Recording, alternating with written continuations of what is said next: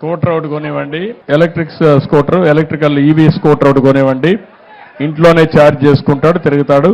నీకు EV scooter కొనివ్వమంటాను, ఎలక్ట్రికల్ది.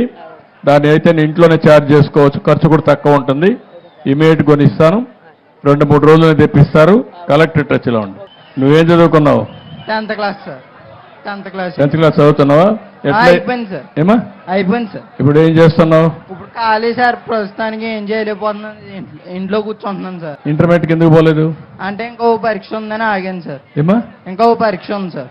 చదువుకోవాలి కదా, పట్టుదలగా ఉండాలి. నీకు 6,000 రూపాయలు వస్తుందా? నీకు వస్తుంది సార్. 6,000 వస్తాం. ఇప్పుడు ఏం కావాలంటావు నువ్వు ఏమన్నా చేయడానికి? నాకు ఎక్కడికైనా దూరాలు వెళ్ళినప్పుడు బ్యాటరీ బండి సార్, నాకు ఏదన్నా చేసుకోవడానికి. ఇతనికి కూడా ఒక ఈవీ స్కూటర్ కొనిచ్చేయండి. సో దట్ నేను ఈవీ స్కూటర్ కొనిమ్మంటాను, నువ్వే ఛార్జ్ చేసుకొని నువ్వు వెళ్ళొచ్చు, నేను చేయమంటాను. ఇంటర్మీడియట్ పాస్ కావాలి, బాగా చదువుకోవాలి, నువ్వు పైకి రావాలి. నీకు చదువుకోవడానికి ఏం కావాలి నేను చేస్తా.